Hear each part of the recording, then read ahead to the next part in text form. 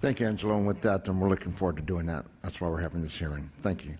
And one last person we have is Regina Costa.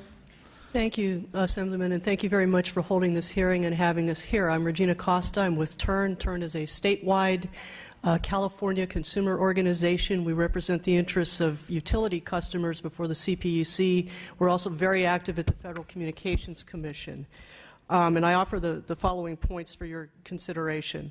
The theme of this hearing should be sooner rather than later, or words to that effect. And we wholeheartedly endorse that. It's taken far too long to tackle this issue.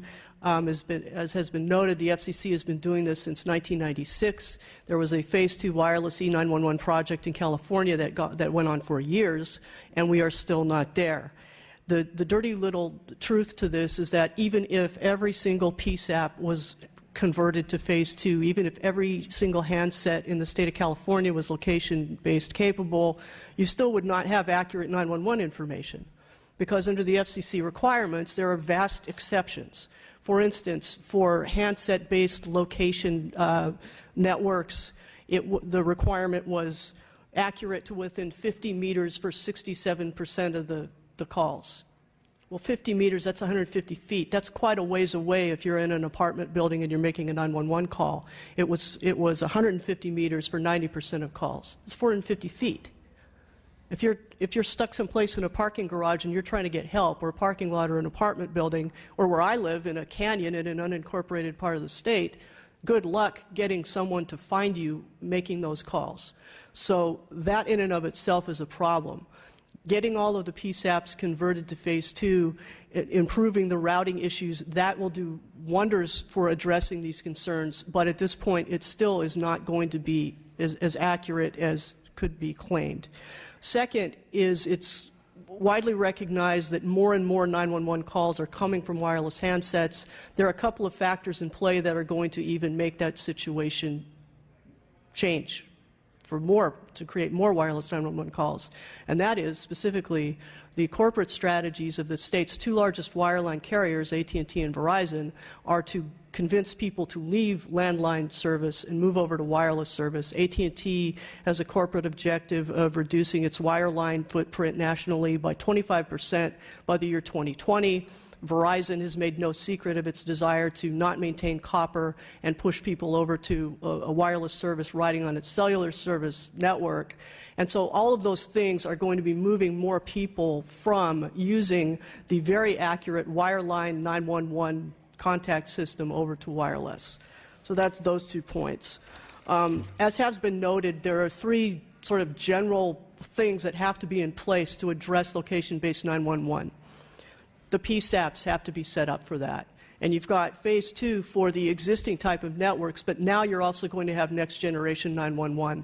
All of that requires funding. The funding has got to be changed. CalNINA nationally has a very good page in their website showing the different levels of fees that are assessed in various jurisdictions, and California's is pretty low. Speaking as a ratepayer advocate, we would support a moderate increase, a reasonable increase to the 911 fee to support this essential service. That is the reason telephone service exists, primarily, is to allow us all to communicate and to provide reliable access to emergency services. However, there needs to be a good examination of this to document what is necessary, what the expected expenses are, and how the money is distributed. We wholeheartedly support making sure that local jurisdictions have sufficient resources to implement the necessary equipment, facilities, and operations. And one of our notions is that perhaps that might have caused a delay in some areas implementing Phase 2. So we would support that. But the second point is that the handsets have to be compatible. And you're dealing with a situation where people are locked into contracts for wireless carriers.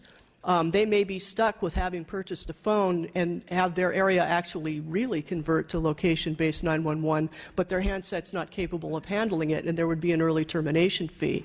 Another point is that you now have wireless lifeline that has been established by the California Public Utilities Commission. We have, I think, approximately 2 million Lifeline customers, or close to that. I don't know at this point how many are wireless Lifeline customers, but the CPUC implemented that program because so many people on low incomes have to make a choice, and they really do choose that wireless phone. So then the Lifeline program does not fund handsets. So there is going to be the need to make sure that the poorest people in the state who qualify for Lifeline service and are relying on wireless service for their basic communications have the ability to have a location-based compatible handset. The next point is that the role of the FCC. Not all iterations of the FCC are created equally, and we have been very skeptical about TURN has, and so have many other national consumer organizations, about the desire of the FCC to tackle certain problems of import to consumers. We think that this FCC is operating in good faith, that they sincerely want to address important issues, and particularly this issue. The representatives from the police chiefs and fire chiefs and this gentleman have made specific comments about steps that can be taken to improve the situation now. To the extent that there are steps that can be taken, for instance, to improve routing, steps that carriers are capable of taking but have not taken, that could speed these things along at the FCC. We think the FCC would like to hear that if they haven't already, and if those particular recommendations could be put into an ex parte letter provided to the FCC under the currently open dockets, we think the FCC would listen. To segue from there, the issue of jurisdiction. Okay, Ms. Wong pointed to the issues pertaining to Next Generation 911. We share the concerns about that. It has the potential to improve 911 access if you can use your smartphone, et cetera, to reach 911, but there are also vulnerabilities. Case in point, the multi-state 911 outage that she referred to. That outage that hit 6 states was caused by the failure of one piece of equipment in Colorado. Okay? The entire state of Washington lost 911 service. Now, here's where I part company with Ms. Wong. She claimed that there's no jurisdiction over this. That's just not true. The FCC conducted a very thorough study called the Multi-State Outage Report, where they delved into the causes of that. The FCC clearly has jurisdiction to address Next Generation 911 and IP services. Next point is that states also can have jurisdiction to address these issues. The state of Washington, the chairman of that commission, sat with the head of the FCC's Public Safety and Homeland Security Bureau as they introduced a rulemaking and declaratory ruling to address 911 reliability. The state of Washington is conducting its own thorough investigation and may take steps to address its 911 outage caused by 911 routed over IP facilities. The FCC has not preempted states. States have preempted themselves. And to the extent that California does not have authority currently, and we don't necessarily agree that that's true, but we certainly think that some might argue that California does not have authority over 911 transmitted over IP, it would be very easy to clarify that, in fact, the CPUC does have jurisdiction over facilities operated by carriers with certificates of public convenience and necessity that are used to provide 911 service. You have the power to do that. So we would highly recommend that. Let's see if I got anything else. Data. We need this sooner rather than later, so what is going to push this along? One thing clearly is action by the FCC, because they are the ones who dictate what the requirements are for carriers to use this new technology and improve the situation. The FCC needs information. And if California collects data on the issues associated with this, on potential remedies for some of these issues, and provides that to the FCC, in particular the Public Safety and Homeland Security Bureau, I guarantee you they will be receptive to that information. They need information in order to act. And if their system, the fact that it is moving as slowly as it is, results in serious problems, they need to know that. So getting that on the table is absolutely crucial. The second thing is data about the California situation. I have worked on these issues before the PUC, and also filing comments at the Federal Communications Commission. And one resource that we used to have was a website in the state of California on the Phase 2 Wireless 911 project, where you could go to the website and there were reports, at least biannual, possibly even quarterly reports, by region, showing for each carrier what percentage of sectors had been cut over. And I used to use that in examining proposals before the PUC. I can't find it anymore. Now, granted, I've only spent a couple of hours looking, but every single link to that information no longer exists. And so, there were people here before asking about information about sector cutover. I don't know how accurate that information was, because I am not one of them, but I do know that as a member of the public and someone providing information to regulators, at least we were able to get the reported information.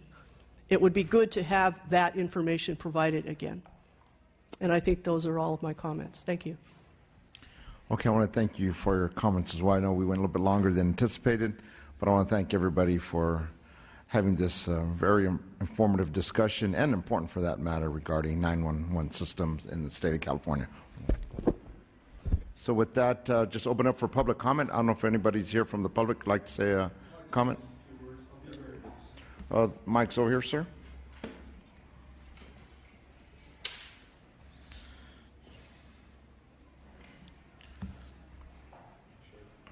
Thank you for your time. And my name is Warner McGrew. I'm carrying a message from Ruben and Cindy Soto. Their daughter, 24-year-old young lady, died in Santa Barbara, leaving a 6-month-old son,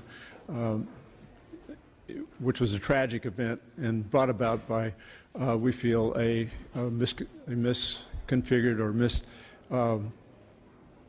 I'm sorry, I listened to this so long out here, I can't think of the term here, but a call that went to the CHP dispatch center instead of the Santa Barbara dispatch center. There was confusion with regard to the address, and ended up with a 20-minute delay that caused her to pass away. So their message is, please fix the system as soon as possible so that other folks in the state don't have to suffer this kind of a loss. Yes, on the 7th, I also watched the vendors present their systems, and it seems that there could be a collaborative event here take place, and that one of the vendors had a program that apparently is able to be turned on tomorrow. That would be I guess the RED project. As another one is in the test and trying process, so perhaps there could be an interim solution of some type that would get things moving on a very rapid basis. Those are the extent of my comments, and thank you very much for your time. Well, thank you for sharing those. Any other member of public comment? Seeing that, I'm going to go ahead and close the meeting. So with that, the 911 system works well for landlines, as we're finding out. It is unfortunately failing for many cell phone users, especially those who are incapable of or cannot provide a specific address to dispatchers when they call 911.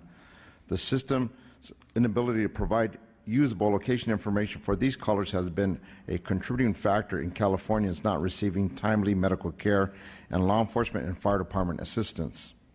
This is especially disconcerting because today's smartphones can pinpoint on mapping applications the exact location where we can order a pizza or a sandwich, while the 911 system is generally limited only to latitude and longitude.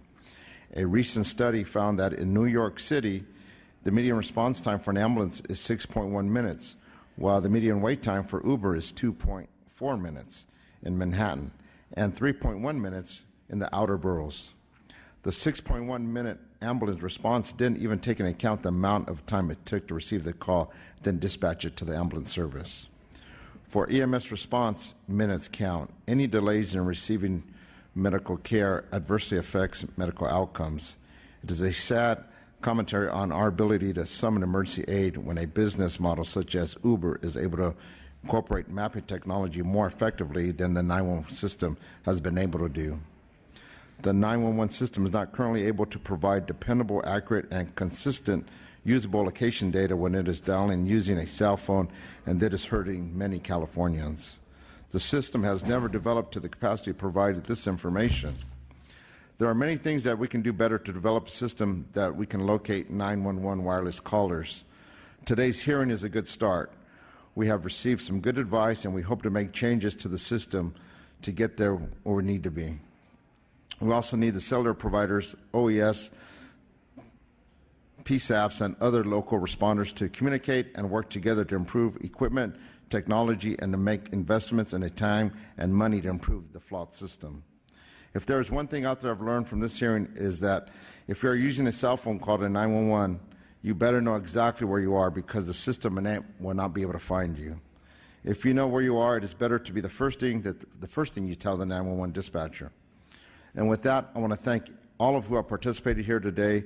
The committee will be publishing a committee report in the next few weeks that will contain findings and recommendations from today's hearing.